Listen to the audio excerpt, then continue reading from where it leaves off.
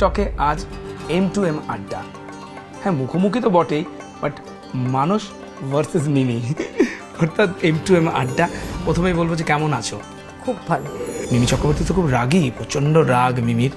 আমি ভেবেছিলাম সময়ের সঙ্গে সঙ্গে, বয়সের সঙ্গে সঙ্গে রাগটা একটু কমে গেছে, বাট ডাইনির কিছু ক্লিপিংস দেখে আমার মনে হলো না, মিমির মধ্যে রাগটা মানে ওই রয়েই গেছে।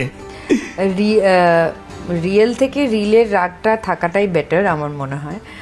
আর হ্যাঁ, একসময় I use to be very like short tempered, but with age definitely জিনিস চেঞ্জ হয়, মানুষের বুদ্ধি আসে। আর রাগ এমন একটা জিনিস না যেটাকে তুমি ঠিক জায়গায় ইউটিলাইজ করলে it will work for you, আর বাজে জায়গায় ইউটিলাইজ করলে it will never work, it will go against you. ডাইনি is symbolic also here, again like how a woman fights through all the odds of the society. আজকাল কি হয়, মানুষের feminist কথাটা শুনতে ভালো লাগে না, ওটাকে they use it as a slang. Oh she is a feminist. No, we are not a feminist. মানে লুকে দেখা যাচ্ছে মিমি চক্রবর্তী একটা রাগে একটা প্রতিবাদী, বাট আসল তো তা নয়। তার ভেতরে ওই প্রতিবাদের পেছনে যে কত রহস্য রোমাঞ্চ রয়েছে, এবং দর্শকদের এখন বলবো না মিমি চক্রবর্তী ডাইনি নয়, এটা দেখতে হবে।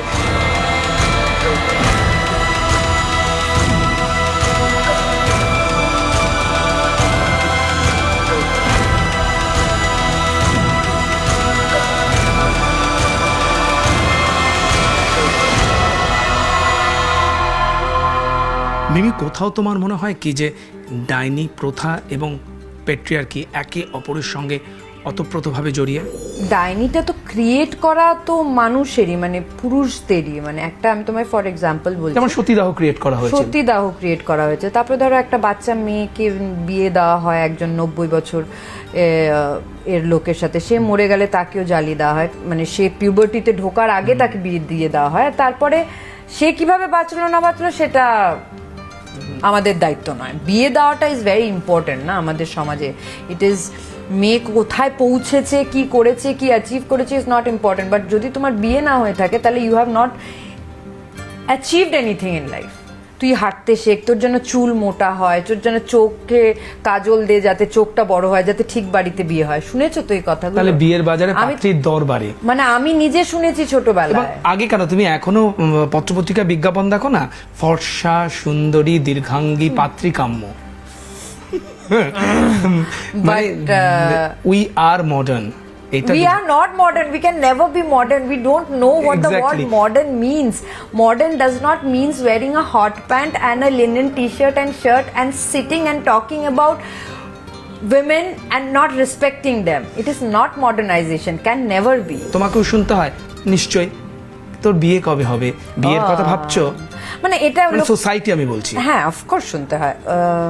আমার ফ্যামিলির কোনো চাপ নেই। মাই পেরেন্টস আর ভেরি, মানে অ্যাট ওয়ান পয়েন্ট মা আমাকে জিজ্ঞেস করে তুই কি বিয়ে করবি মনে হয়, said on right time with the right person.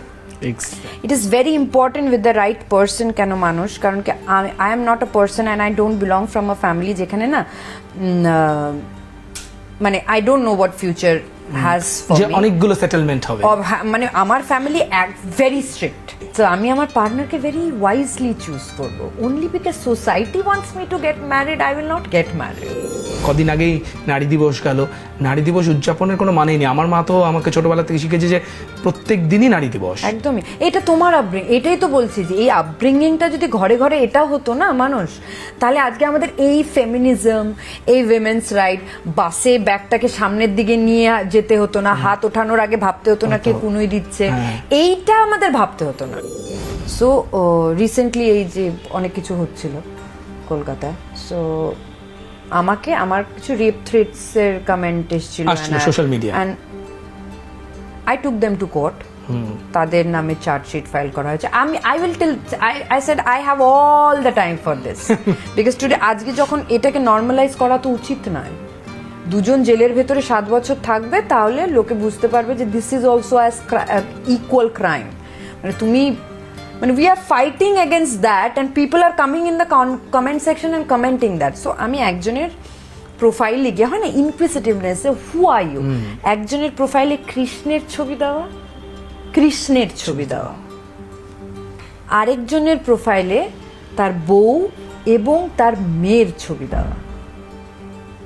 and this is that what they are this is the doing. Hypocrisy. And আমার না শুধু আমি ভাবি যে এগেইন আপব্রিঙ্গিং, এই যে ভগবানের ছবি দিলে ও যে ভাবছে যে I am shielded from all the ods I am doing, it's not like that. তুমি দেখবে রাস্তার মোড়ে বা যে কোনো জায়গায় দুটো ছেলের মধ্যে যখন মারামারি হচ্ছে, ফাইট হচ্ছে, লড়াই হচ্ছে, স্ল্যাং বা গালাগালটা যখন দেওয়া হয় একটা মহিলাকে, যেখানে যেখানে কিন্তু সে তার মা বোন তার উপস্থিতি নেই। ও দিস ইজ ডিপ। তুমি বলো, That's true. আমরা কখনো শুনি না কিন্তু সে তার ভাইকে বা বাবাকে টেনে গালাগাল দিচ্ছে, যার কোনো ইনভলভমেন্ট নেই, দুজন ছেলে ছেলে মারামারি হচ্ছে কিন্তু একটা গালাগাল দেওয়া হচ্ছে বা স্ল্যাং ইউজ করা হচ্ছে তার মা বোনকে টেনে। দিস ইজ দ্য মানে আমার মনে হয় যে highest point of the patriarchy, rock bottom of the society. তুমি কি এখনো ওরকম ডাকাবুকো রয়েছো, অর্থাৎ মানুষের বিপদে ঝাঁপিয়ে পড়ো, কোথাও কোনো অন্যায় দেখলে তুমি আর ভাবো না যে তুমি সেলিব্রিটি? ট্যাক্সি ড্রাইভারকে কি করে মানে চেস করে ধরে দেখো আনতে হয়? ওই সময় না আমার মনে হয় ওই সময় তুমি যেই হয়ে যাও না কেন, যতজনের সাথে থাকো কে একা থাকো, you have to stand up. If you don't stand up, no one will stand up for you. ক্যারিয়ারের শুরুতে বা পরবর্তীতে তুমি যেই ধরনের ছবি করেছো তার থেকে কিন্তু এখনকার ছবিগুলো অনেক আলাদা। বা এই যে আসছে পুজোতেও আমরা দেখতে পাবো রক্তবীজ 2, সেখানেও কিন্তু আবার অন্য Mimi Chakraborty. Is it a conscious decision? Conscious yes, and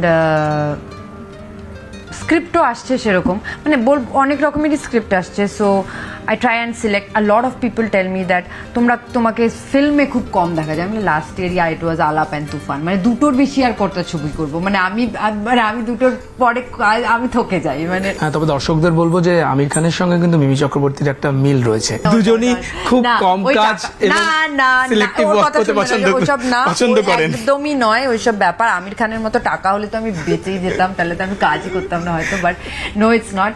পাপি পেট কা ভি মামলা হ্যায় না, কাজ তো করতে বিকজ এটা ভালোবাসা ও প্যাশন। হয় না যে একটা কাজ করে বাড়ি ফিরে এসে মনে হয় যে দারুণ করলাম, যখন দর্শকের কাছে যাবে I am excited about that. But আবার এটাও বলি কিছু কাজ এরকম করতে হয় যেগুলোকে আমরা বলি ঝাপসা কাজ, যেন লোকে জানতেই পারবে না, দ্যাটস অনলি বিকজ মানি, জল ছবি টাকার জন্য করতে হয়। সো সেগুলো এরকমই জল ছবি করবে যেটা কেউ জানতেই পারবে না, বুঝেছো? আমার আর মিমি চক্রবর্তীর একটা মিল রয়েছে, সেটা কি একটু শুনুন। আমরা দুজনই কিন্তু অ্যালার্ম দিয়ে 12টার সময় ঘুম থেকে উঠি। যখন আমার সময় থাকে, মানে অঢেল সময় থাকে, তখন আমি এখন একটু এগিয়েছে, কারণ কি আমি 12টায় জিমে যাই, এখন 10টায় অ্যালার্ম দিয়ে উঠি। এই মুহূর্তে মিমি চক্রবর্তী কিন্তু রাজনীতি থেকে শতহস্ত দূরে, কিন্তু তোমার গান শুনে যখন কুণাল ঘোষ কমেন্ট করে যে শি ইজ সো ট্যালেন্টেড, তার অভিনয় এবং গান এত ভালো, সেটাকে কিভাবে দেখো? মানে দেখো, এটাতে সাথে রাজনীতির কোনো ইয়ে নেই। মানে আমার মনে হয় কুণালদা ভালো লেগেছে বলে উনি বলেছেন, আর আমি বিনোদন ইন্ডাস্ট্রির থেকে, তো I am here two entertain people. আমার রবীন্দ্রসঙ্গীত পছন্দ করেছে, আমার অভিনয় নিয়ে প্রশংসা করেছে। আমি তো I am overwhelmed, I am very happy that I can do that. অনেক আড্ডা, অনেক গল্প হলো, এবার একটা ফটাফট র্যাপিড ফায়ার রাউন্ড করব। ব্ল্যাক না হোয়াইট? এটা চুজ করতে পারবো না আমি, না না না। মানে এখন সামার্স, তাই জন্য হোয়াইট চুজ করবো। টি না ব্ল্যাক কফি? ও ব্ল্যাক কফি অলওয়েজ। সুগার না উইদাউট সুগার? না মানে সুগার উইদাউট সুগার নয়, ব্যাপারটা হলো যে তুমি বলতে পারো মিষ্টি কি সুগার ফ্রি মিষ্টি, টিপিক্যাল বাঙালি মিষ্টি, সন্দেশ, রাবড়ি, নট পায়েস, যা যা আছে মিষ্টি, লাড্ডু, জিবে গজা, whatever, মিষ্টি হলেই আমাকে। মাসে একবার চিট ডায়েট হয়? মাসে? what are you talking about? সপ্তাহে 2বার চিট, 3বার।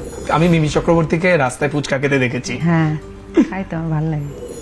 লিভ ইন না ম্যারেজ? ম্যারেজ। পাহাড় না সমুদ্র? উড়ে সমুদ্র। রেখা না মাধুরী? ওরে বাবা, দেখো দুটো এরা থেকে কাউকে চুজ করা, মানে মাধুরী আর রেখা পাগল হয়ে যাবো আমি, দুজনই। জলপাইগুড়ি না কলকাতা? এই তো Kolkata, sorry Jalpaiguri, but it's Kolkata. Feminism না ইকুয়ালিটি? ইকুয়ালিটি। এই অন্তহীন হাটটা চলতেই থাকবে। Thank you so much. কথা বলছিলাম মিমি চক্রবর্তীর সঙ্গে, ক্যামেরায় কাঞ্চন ভূমিকার সঙ্গে মানুষ বসাক, নিউজ 18 বাংলা।